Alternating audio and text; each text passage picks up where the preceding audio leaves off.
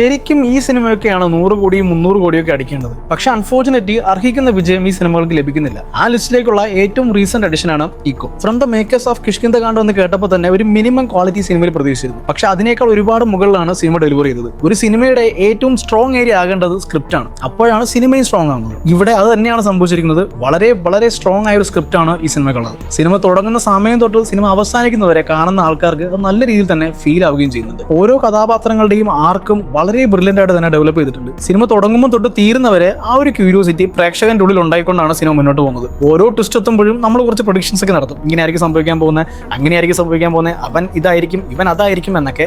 പക്ഷെ അതിന്റെയൊക്കെ നേരെ ഓപ്പോസിറ്റ് ആയിരിക്കും സംഭവിക്കുന്നത്. ഈവൻ എൻഡിങ് സംഭവിച്ചതും അത് തന്നെയാണ്. സിനിമ തുടങ്ങി സിനിമയുടെ ആ ഒരു ഫ്ലോയിൽ നമ്മൾ പല എൻഡിങ്ങും കാൽക്കുലേറ്റ് ചെയ്യും. സിനിമ ഇങ്ങനെയായിരിക്കും അവസാനിക്കാൻ പോകുന്നത്, ഇതായിരിക്കും ആ ഫൈനൽ ട്വിസ്റ്റ് എന്നൊക്കെ. പക്ഷെ നമ്മൾ ആരും സ്വപ്നത്തിൽ പോലും വിചാരിക്കാത്ത ഒരു കാര്യമാണ് എൻഡിൽ സംഭവിക്കുന്നത്. ഇതുപോലെ ഓരോ മേഖല എടുത്ത് നോക്കിയാലും ഈ സിനിമ പെർഫെക്റ്റ് ആണ്. മേക്കിംഗ് ആണെങ്കിലും, ലൊക്കേഷൻ ആണെങ്കിലും, മ്യൂസിക് ആണെങ്കിലും, എഡിറ്റിംഗ് ആണെങ്കിലും, പെർഫോമൻസ് ആണെങ്കിലും വളരെ പെർഫെക്റ്റ് ആയിട്ടാണ് സിനിമ എടുത്തിട്ടുള്ളത്. നമുക്കറിയാം വലിയ പ്രൊമോഷൻസ് ഒന്നും ഇല്ലാതെയാണ് സിനിമ റിലീസ് ആയത്. എന്നിരുന്നിട്ടും 2 days കഴിഞ്ഞപ്പോൾ വലിയൊരു അക്സെപ്റ്റൻസ് ആണ് സിനിമയ്ക്ക് കിട്ടിയത്. കൂടെ റിലീസായ പല സിനിമകളും സൈഡായി മാറി. Because word of mouth strike again. കണ്ടിറങ്ങി ആരും തന്നെ ഈ സിനിമയെ കുറിച്ച് നെഗറ്റീവ് പറഞ്ഞാൽ ഞാൻ കേട്ടിട്ടില്ല. എവിടെ നോക്കിയാലും ഈ സിനിമയെ കുറിച്ച് പോസിറ്റീവ്സ് മാത്രമായിരുന്നു. റിവ്യൂസ് ആണെങ്കിലും ട്രോൾസ് ആണെങ്കിലും പോസിറ്റീവ്സ് മാത്രമാണ് ഞാൻ കണ്ടത്. 2025 മലയാളത്തിൽ ഇറങ്ങിയ ഏറ്റവും മികച്ച സിനിമ എന്ന് തന്നെ പറയാം. അത്രയ്ക്ക് അടിപൊളിയായിട്ടാണ് ഈ സിനിമ ക്രാഫ്റ്റ് ചെയ്തിരിക്കുന്നത് എല്ലാ മേഖലയിലും. ഇനി നമ്മൾ ബോക്സ് ഓഫീസ് ഫിഗേഴ്സിലേക്ക് നോക്കിക്കഴിഞ്ഞാൽ ഈ സിനിമ അത്ര വലുതായിട്ടൊന്നും അച്ചീവ് ചെയ്തിട്ടില്ല. അതൊരിക്കലും പടം മോശമായതുകൊണ്ടല്ല, ഔട്ട്സൈഡ് കേരള വേണ്ടത്ര റീച്ച് ഈ സിനിമയ്ക്ക് കിട്ടിയില്ല.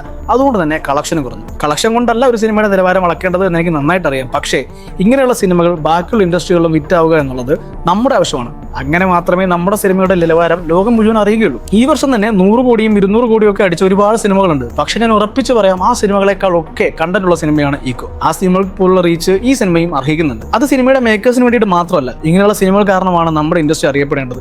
അപ്പോഴാണ് നമ്മുടെ ഇൻഡസ്ട്രിയുടെ നിലവാരം ബാക്കിയുള്ളവർക്ക് മനസ്സിലാവുന്നത്. നിങ്ങൾ ഈക്കോ കണ്ടിട്ടുണ്ടെങ്കിൽ ഈ കാര്യങ്ങളൊക്കെ നിങ്ങൾക്ക് മനസ്സിലാവും. കാരണം എന്തോരം ലേയേഴ്സിലാണ് ആ സിനിമയുടെ കഥ പറഞ്ഞു പോകുന്നതെന്ന് നമുക്ക് കൃത്യമായിട്ട് മനസ്സിലാവും. സിനിമ കണ്ടു കഴിഞ്ഞ് നമ്മൾ പുറത്തേക്ക് ഇറങ്ങുമ്പോൾ നമ്മുടെ ഉള്ളിൽ ഒരു ഫീൽ ഉണ്ട്. നമ്മൾ നല്ലൊരു സിനിമ കണ്ടു, അല്ലെങ്കിൽ നമ്മൾ വിചാരിച്ചതിനേക്കാൾ അപ്പുറം എക്സ്പീരിയൻസ് വരുന്ന ഒരു സിനിമ കണ്ടു എന്നുള്ളൊരു ഫീല് കണ്ടിറങ്ങുന്ന ഓരോ പ്രേക്ഷകനും കിട്ടും. അത് തന്നെയാണ് ഒരു നല്ല സിനിമയുടെ വിജയം. ആ ഒരു മിസ്റ്ററി നേച്ചറിലാണ് കഥ പോകുന്നത്. സിനിമ തുടങ്ങുമ്പോൾ തൊട്ട് അവസാനം വരെ ഒരു മിസ്റ്ററി ആ ഒരു സ്ക്രിപ്റ്റിൽ മെയിൻറ്റെയിൻ ചെയ്യുന്നുണ്ട്. നമ്മൾ പ്രതീക്ഷിക്കാത്ത പല രീതിയിലും സിനിമ കടന്നു പോകുന്നുണ്ട്. സിനിമാറ്റിക് എലമെന്റ്സ് ഉണ്ട് സിനിമയിൽ, ഒരുപാട് ആക്ഷൻ എലമെന്റ്സും സിനിമാറ്റിക് എലമെന്റ്സും ഉണ്ട്. പക്ഷേ ബാക്കിയുള്ള എന്റർടൈൻമെന്റ് സിനിമകൾ വെച്ച് നോക്കുമ്പോൾ ആ ഒരു എന്റർടൈൻമെന്റ് ഫാക്ടർ ഇല്ല. അതുകൊണ്ട് തന്നെ പലതരം ഓഡിയൻസും ഈ സിനിമ ചിലപ്പോൾ ദഹിച്ചില്ല എന്ന് വരാം. ഒരുപക്ഷെ അതായിരിക്കും ഈ സിനിമയുടെ വൈഡ് ഒരു അക്സെപ്റ്റൻസ് കുറയ്ക്കാൻ കാരണമായത്. ആൻഡ് ഔട്ട്സൈഡ് കേരള പ്രൊമോഷൻസും ഇല്ല. ശരിക്കും ഇങ്ങനെയുള്ള സിനിമകളാണ് നമ്മൾ ഔട്ട്സൈഡ് കേരള പ്രൊമോട്ട് ചെയ്യേണ്ടത്. ഇങ്ങനെയുള്ള സിനിമകളാണ് നമ്മൾ കൂടുതൽ റീച്ച് എത്തിക്കേണ്ടത്. എങ്കിൽ മാത്രമേ നമ്മുടെ സിനിമയും നമ്മുടെ ഇൻഡസ്ട്രിയും നമ്മുടെ ടെക്നീഷ്യൻസിന്റെയും നമ്മുടെ മേക്കേഴ്സിന്റെയും ഒക്കെ സ്കില്ല് ബാക്കിയുള്ള സ്ഥലങ്ങളിലും എത്തുകയുള്ളൂ.